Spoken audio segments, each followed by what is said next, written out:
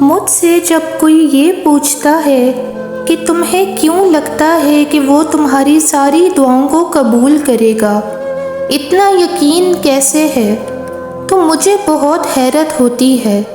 بھلا میں کیسے اور کیوں نہ کروں اس پر بھروسہ؟ میں اس کے علاوہ بھروسہ کر ہی کس پر سکتی ہوں؟ کسی دوسرے کو تو چھوڑو، میں تو اپنی ذات پر بھی مکمل یقین نہیں کر سکتی۔ میں اپنے لیے بھی ہر بار صحیح فیصلہ نہیں کر سکتی۔ وہ میرا مالک ہے، میرا رب، میرا ساتھی ہے۔ مجھے اگر کوئی اندھیروں سے اجالوں میں لایا تو وہی رب ہے۔ اس کی محبت پاک ہے، صاف ہے، وہ دغا نہیں دیتا، وہ تنہا نہیں چھوڑتا، میری صداؤں کو سنتا ہے۔ تو پھر کیسے نہ کروں میں اس پر بھروسہ؟ میں جانتی ہوں وہ صحیح وقت پر میری ہر دعا پر کن کہہ دے گا۔ وہ میرا رب ہے، پیارا رب ہے۔ وہ تمہاری چھوٹی چھوٹی کوششوں سے بھی واقف ہے، جو تم اس کی رضا میں راضی ہونے کے لیے کرتے ہو۔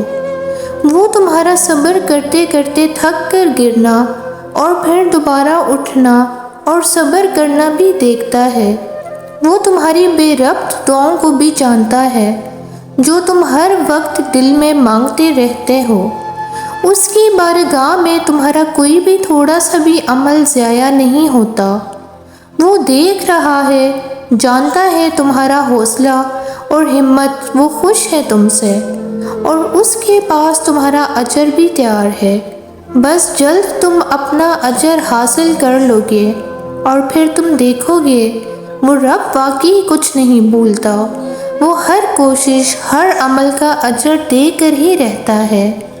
جو لوگ تکلیف دے رہے ہیں، بات بات تانا دے رہے ہیں، تہمتیں لگا رہے ہیں، تو آپ ایک بات کو یاد رکھیں کہ وہ رب کچھ نہیں بھولتا۔ وہ واقف ہے ہر زخم سے۔ لوگوں کی رویوں کو اس کے سپرد کر دیں۔ آپ کا اجر بہت قریب ہے۔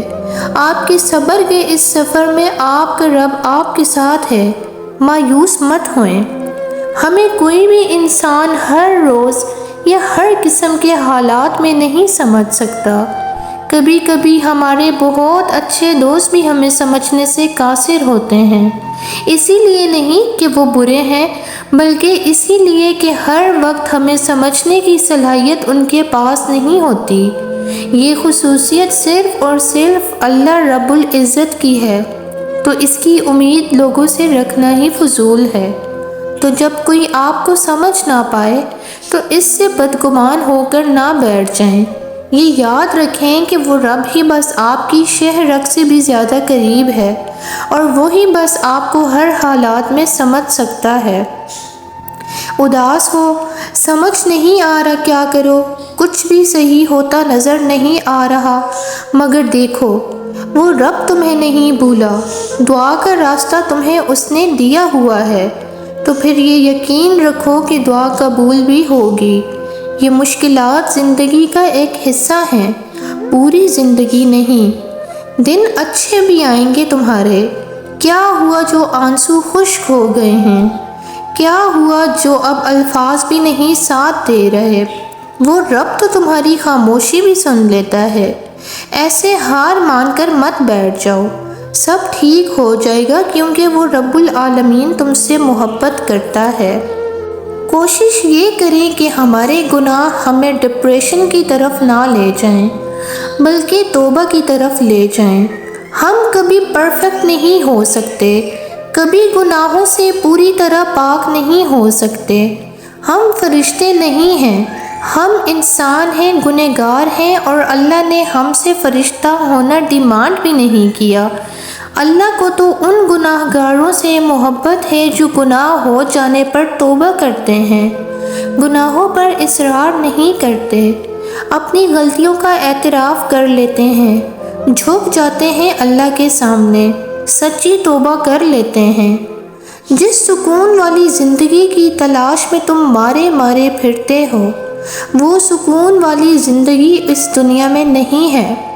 دنیا ایک امتحان گاہ ہے، یہاں تو ہم پیپر دے رہے ہیں، تو تو یہ سکون کی جگہ کیسے بن سکتی ہے؟ قرآن انسان کی پوری زندگی بدل سکتا ہے، لیکن اس کے لیے شرط یہ بھی ہے کہ اسے ساری زندگی پڑھا جائے۔ سالوں بعد، ہفتوں بعد یا پھر مہینوں بعد ایک دن اسے پڑھ لینے سے زندگی اچانک نہیں بدل سکتی۔ آپ کو اسے روز پڑھنا ہوگا۔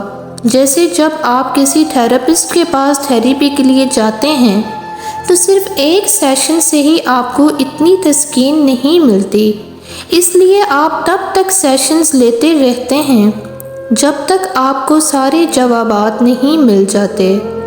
جب ایک انسان آپ کو مطمئن کر سکتا ہے تو پھر سوچیں اللہ کیا کچھ کر سکتا ہے۔ جتنا وقت آپ دنیا کے تھراپسٹ کو دیتے ہیں اتنا یا اس سے آدھا وقت اللہ کو دے کر دیکھیں۔ اللہ کے ساتھ روز 20 منٹ کا ایک سیشن لگا کر دیکھیں، آپ کی زندگی خود بخود کیسے پلٹ جائے گی آپ کو علم بھی نہیں ہوگا۔ قرآن نہ صرف آپ کے حالات بدل دے گا بلکہ یہ آپ کو بھی بدل دے گا، اتنا کہ آپ اللہ سے اور اللہ آپ سے محبت کرنے لگیں گے۔ آپ ایک ایک آیت کر کے قرآن کو پڑھتے جائیں، اللہ ایک ایک کر کے آپ کے لیے اپنی مدد کے دروازے کھولتا جائے گا۔ جس اللہ نے آپ پر قرآن نازل فرمایا ہے وہ آپ کو ایک اچھے انجام تک پہنچا کر رہے گا۔ اکثر کہا جاتا ہے کہ ایک ہی جگہ سے دوسرے بار ڈسے جانا بے وقوفی ہوتی ہے، لیکن اگر پہلی بار میں زہر آپ کی پور پور میں سرایت کر جائے تو پھر بھی کیا دوسری اور تیسری دفعہ ڈسے جانے کا خوف باقی رہتا ہے؟ کیا لوگوں کو دھوکہ اتنا ہی چھوٹا لفظ لگتا ہے کہ پہلی ہی بار میں کوئی تباہ نہیں ہو جائے گا؟ اگر آپ کچھ پانا چاہتے ہیں اور آپ اس کی طلب تو کر رہے ہیں مگر دعا نہیں، تو بتاؤ کیا آپ ڈیزرو کرتے ہو کہ وہ چیز آپ کو مل جائے؟ دعا سب سے بڑا سورس ہے اللہ سے تعلق کا، اور واحد دعا ہی ہے جو آپ کی تقدیر بدل سکتی ہے۔ تو جب دعا ہی واحد سہارا ہے تو کیوں نہیں کرتے تم دعا آخر؟ کیا تمہیں دعا کی طاقت پر شک ہے یا اپنے رب کی عطا پر کوئی سوال ہے؟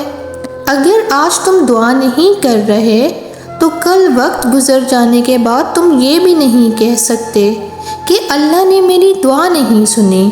تم نے سچے دل سے مانگا ہی کب ہے، ابھی بھی موقع ہے، کر لو دعا، وہ رب قبول کر لے گا، یقین رکھنا بس تم۔